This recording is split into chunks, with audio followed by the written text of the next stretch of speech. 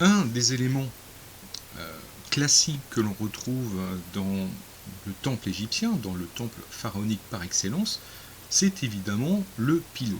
Alors, le pylône, c'est l'élément qui marque l'entrée du temple, proprement dit. Rappelons que dans un temple égyptien, vous avez tout d'abord le téménos, donc en fait c'est l'espace sacré qui est enfermé dans une enceinte en briques en général. Donc vous avez l'enceinte en briques avec une ou plusieurs portes, puis le téménos, en fait l'espace sacré dans lequel se situe le temple.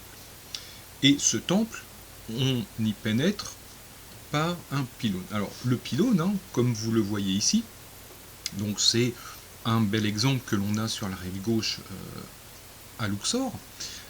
Donc c'est le premier pylône du temple de millions d'années de Ramsès III à Médine-Abou. Il se compose de 3 éléments essentiels. Une porte monumentale, que l'on voit parfaitement ici, puis 2 massifs, un à gauche et un à droite. Alors, on appelle ça massif ou môle, c'est comme vous le souhaitez. La forme du pylône est très simple, c'est une forme trapézoïdale, donc en fait la forme d'un trapèze. Et chaque môle, qu'il soit à gauche ou à droite, a exactement la même forme. Donc c'est vraiment très symétrique. Donc on a le 2 môles, on a la porte monumentale, qui est encadrée par les 2 môles, et ensuite les parements, en fait le parement extérieur, donc les parois, sont terminés par une sorte de boudin, en fait ce qu'on surnomme un boudin, ou plus savamment tore. Donc en fait le tore, c'est ce qu'on va retrouver aux extrémités. Alors les faces avant et arrière de ce parement sont décorées, donc là on voit que nous avons affaire à un décor plutôt militaire, plutôt guerrier, de part et d'autre. Ensuite, vous voyez des rainures, donc 2 rainures à gauche et 2 rainures à droite.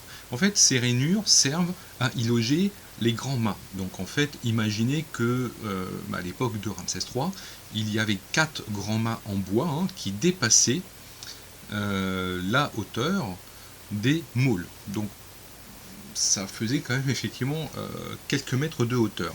Et ces mâts étaient terminés par des oriflammes, en quelque sorte une sorte de drapeau. Et bien entendu, ces mâts étaient posés donc sur le socle, en bas des rainures, et étaient maintenus en place dans ces rainures. Alors, les pylônes peuvent être pleins ou creux. Alors ceux de nombreux temples sont en partie creux. En fait, on a des aménagements intérieurs, soit des escaliers ou des salles qui pouvaient servir pour les prêtres ou pour des garnisons. Là d'ailleurs, on voit très très bien que dans le cas de Médine-Abou, nous avons 2 fenêtres ici et 2 fenêtres sans aucun doute aussi à droite. Alors on pouvait accéder aussi au sommet du pylône par un grand escalier que l'on trouve généralement sur les côtés. Et d'ailleurs à Médine-Abou, et c'est aussi le cas à Karnak, l'escalier se situe sur la droite, donc ici. Et au sommet de la porte monumentale, ça forme une sorte de terrasse, en fait une sorte de balcon, et le roi et les prêtres pouvaient voir les cérémonies et y participer.